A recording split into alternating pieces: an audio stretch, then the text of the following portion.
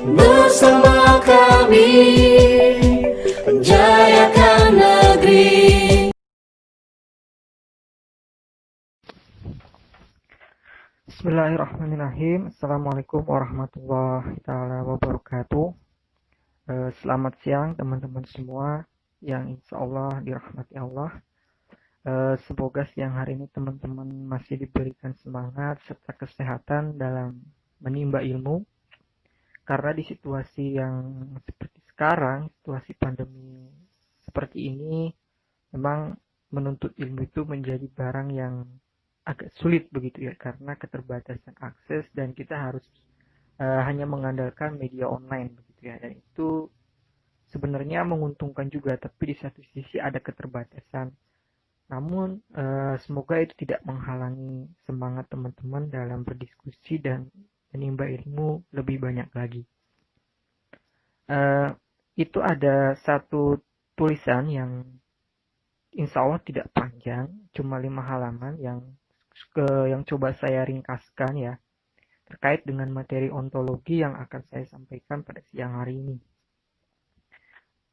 Sebenarnya tulisan itu saya rangkum dari berbagai sumber ya, meskipun sumbernya tidak bisa saya sebutkan satu-satu di sana, tapi itu dari kuliah, dari buku yang saya baca, diskusi-diskusi dengan yang lain, dan coba saya rangkumkan, saya coba sederhanakan terkait dengan penjelasan ontologi itu seperti apa.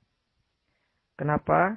Karena biasanya teman-teman yang belajar filsafat ilmu untuk pertama kali biasanya dipusingkan dengan banyaknya istilah-istilah yang terdengar rumit.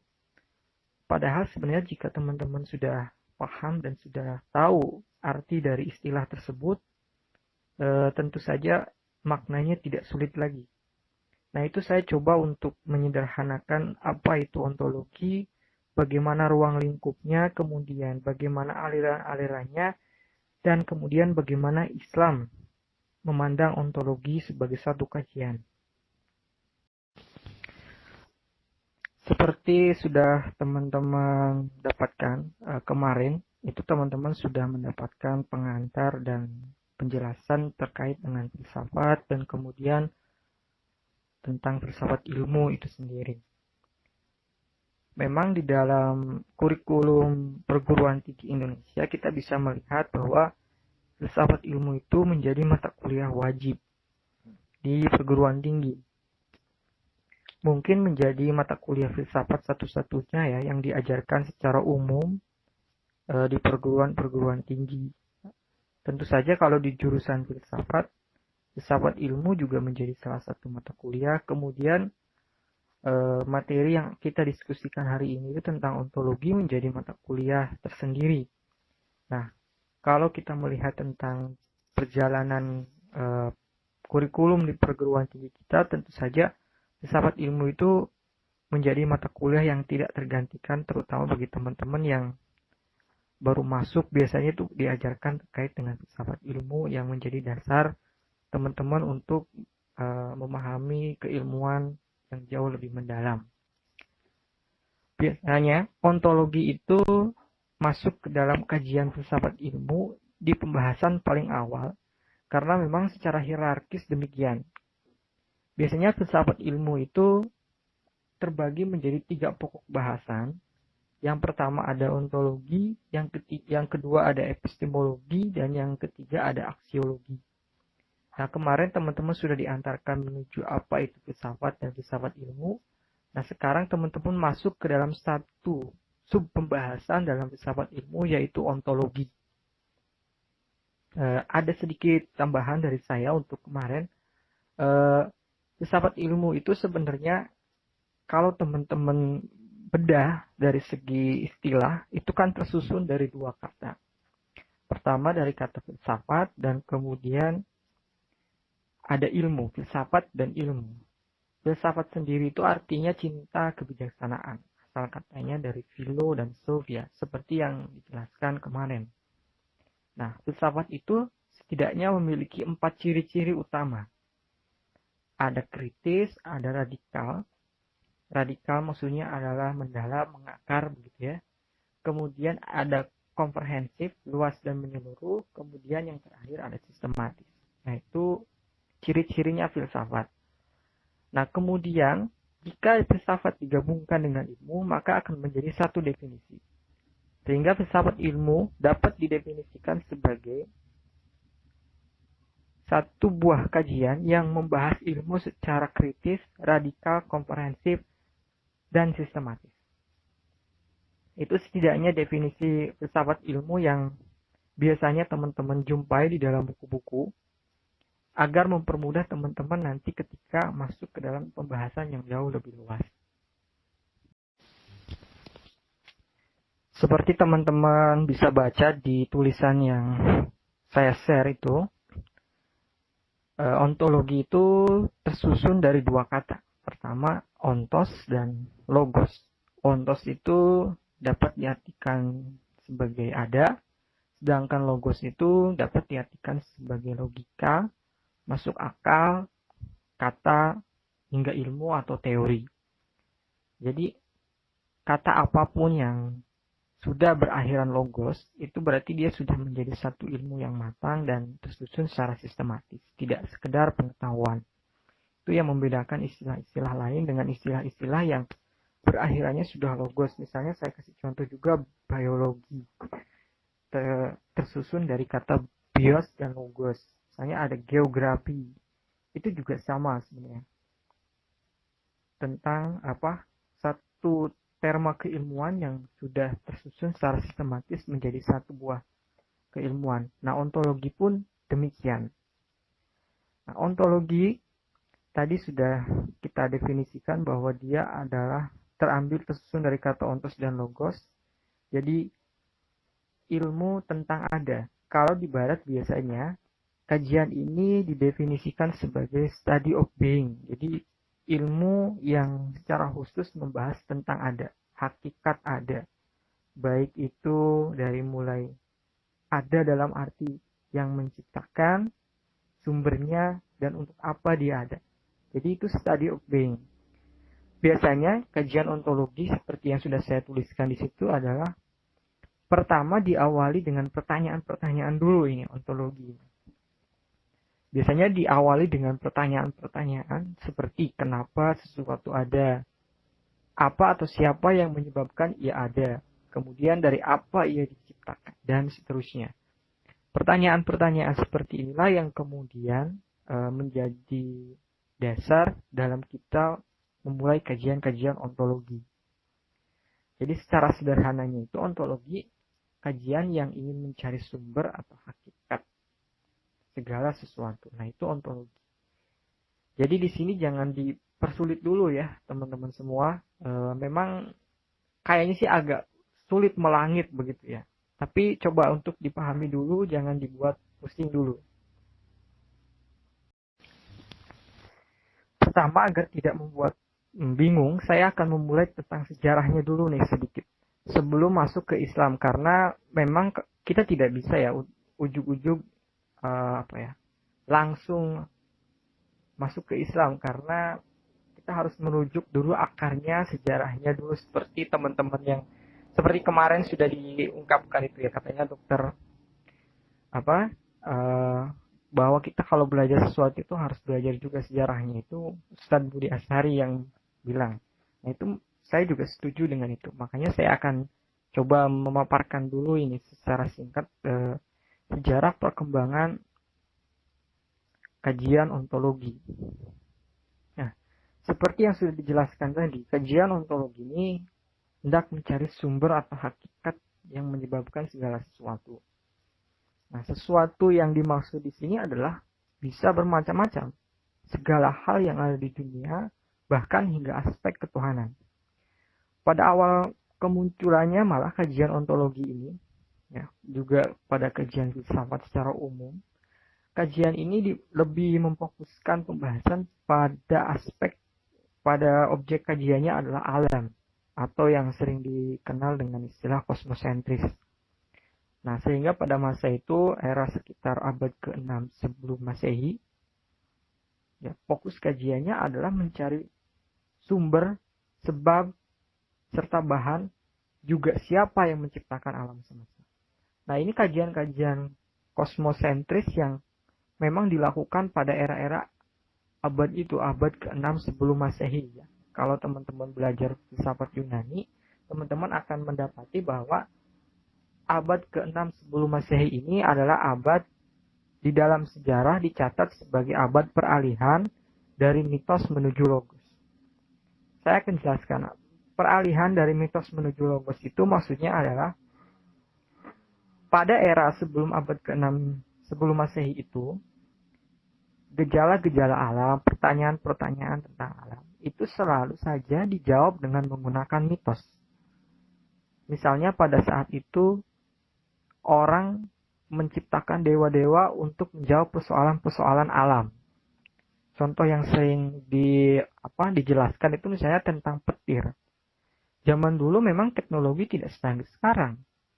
Akal dan empiris manusia pada saat itu belum bisa menjelaskan tentang petir itu fenomena seperti apa, penyebabnya apa, sehingga di era Yunani saat itu diciptakanlah dewa untuk menjadi solusi atas pertanyaan masyarakat. Diciptakanlah dewa Thor, kemudian dewa Zeus, dan lain sebagainya. Begitu pula ketika ada ombak yang menerjang pantai, itu manusia pada waktu itu, masyarakat Athena dan juga sekitarnya pada saat itu, menciptakan dewa-dewa seperti muncullah dewa Poseidon dan lain sebagainya. Nah, itu disebut dengan era mitos.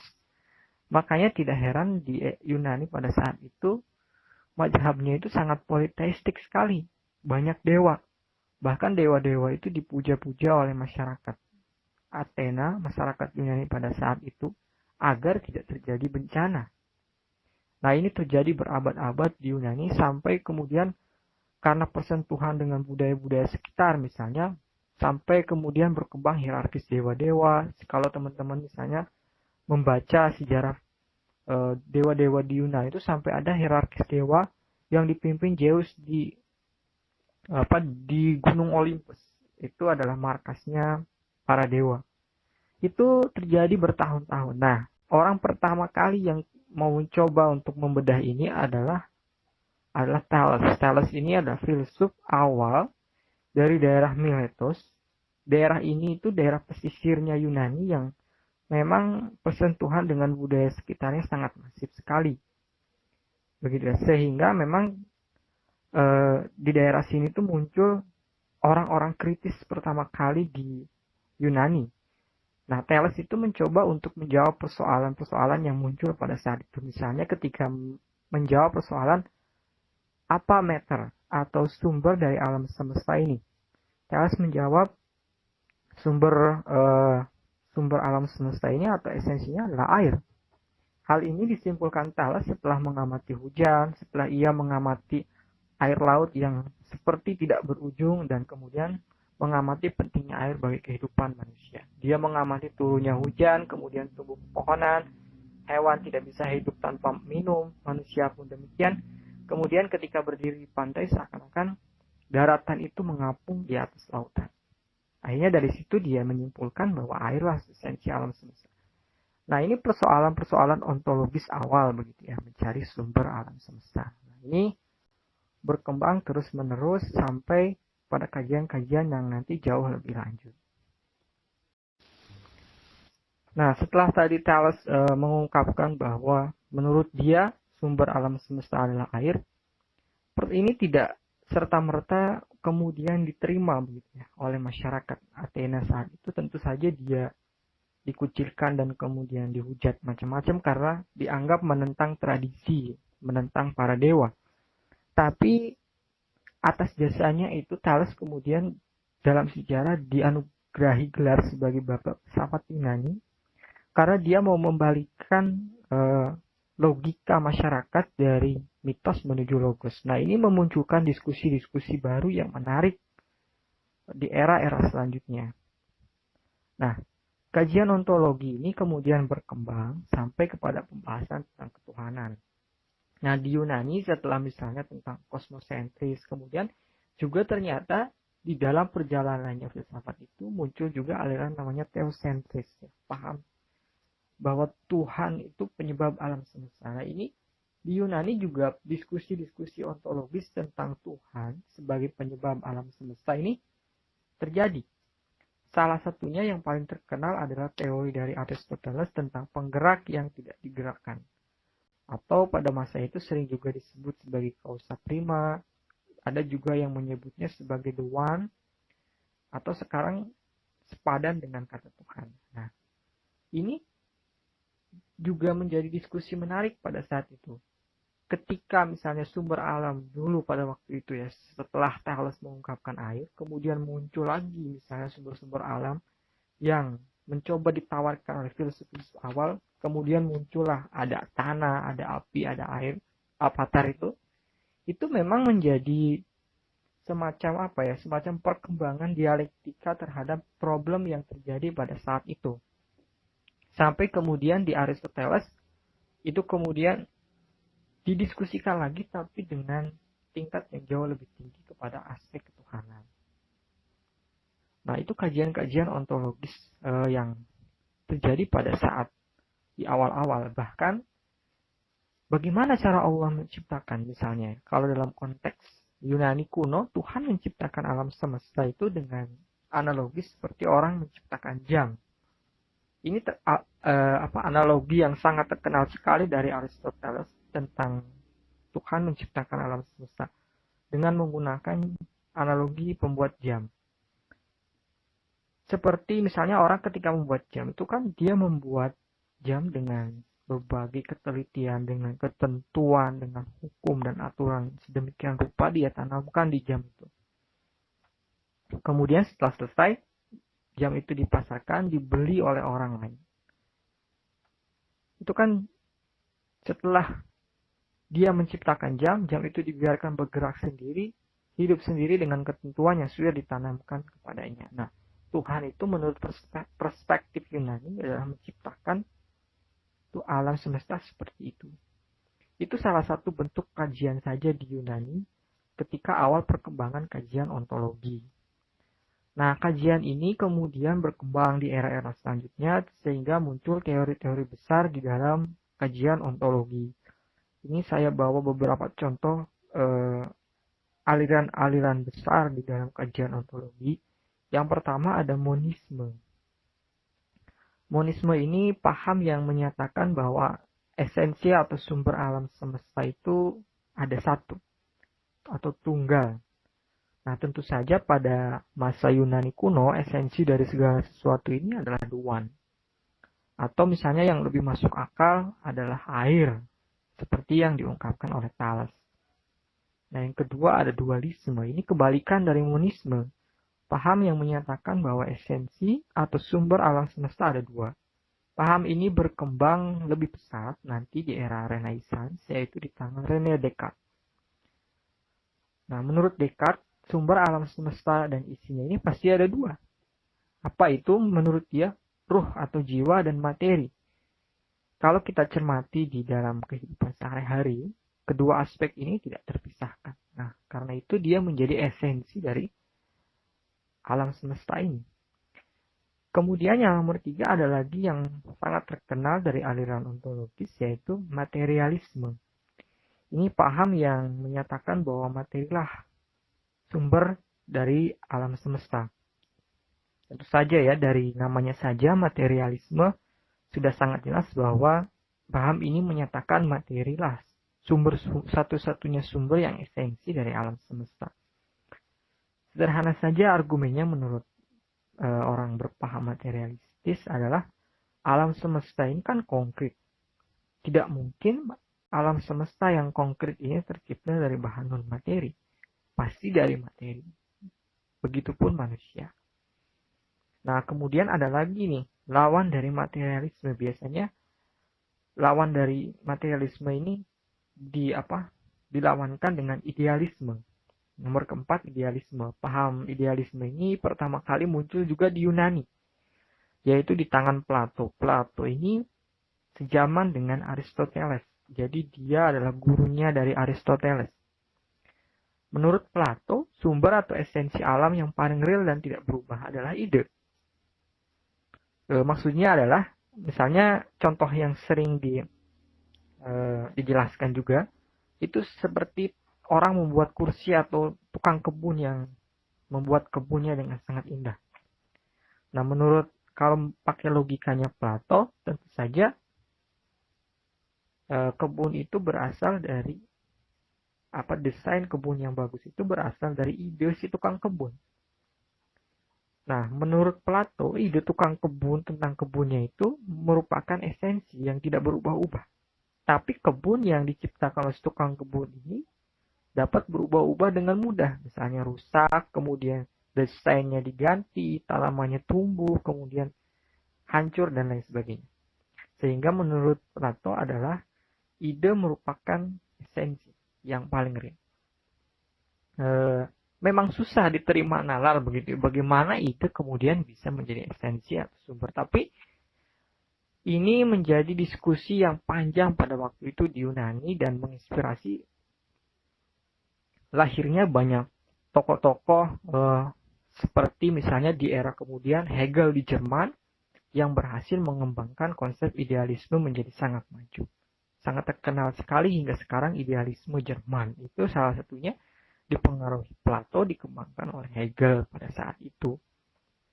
Nah, yang terakhir aliran dalam ontologi yaitu pluralisme.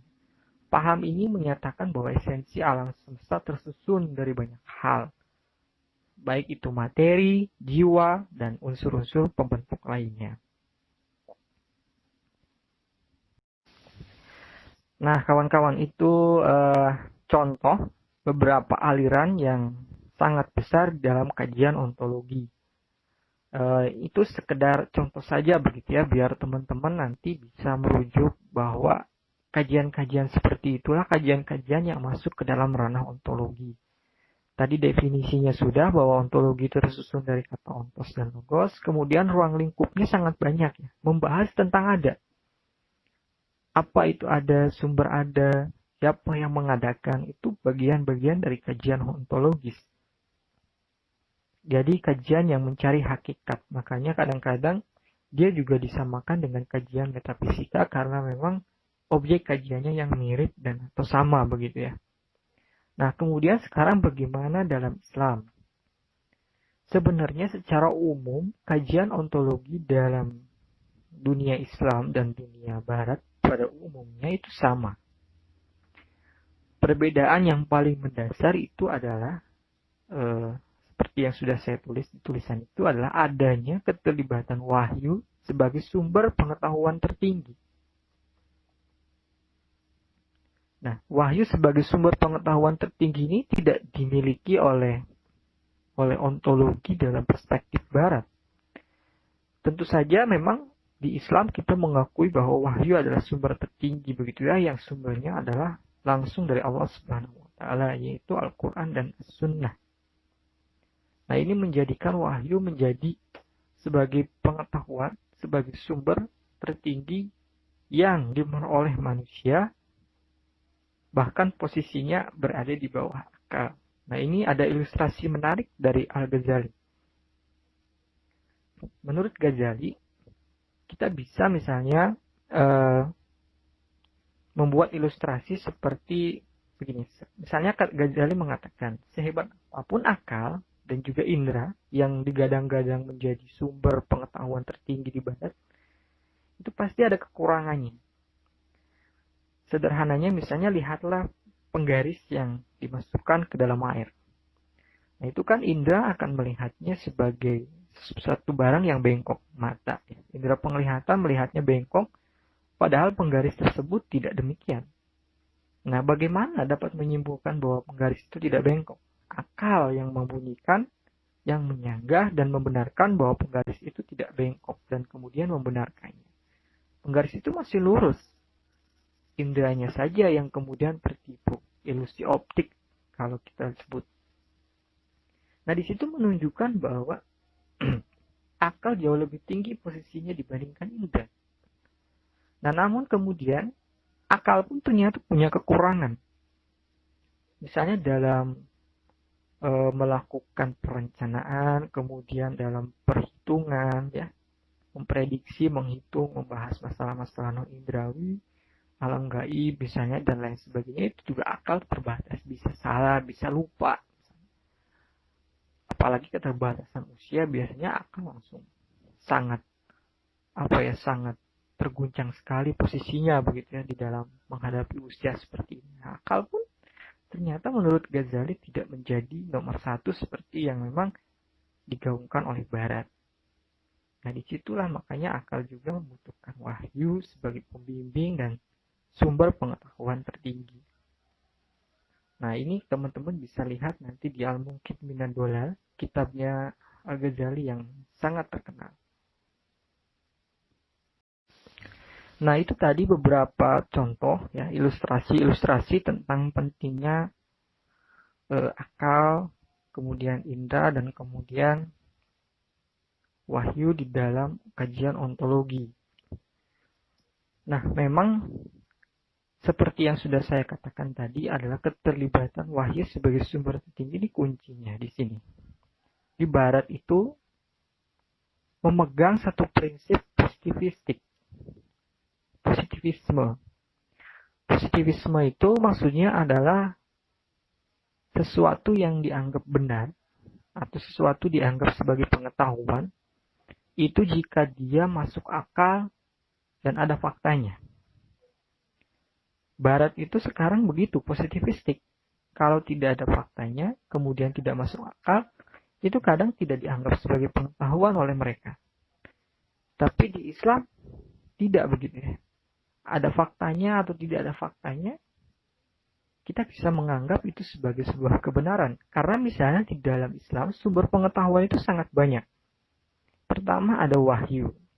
Misalnya ada akal, indra, kolbu, intuisi, firasat, insting, kabar yang benar dan dapat dipercaya, mimpi misalnya, dan lain sebagainya.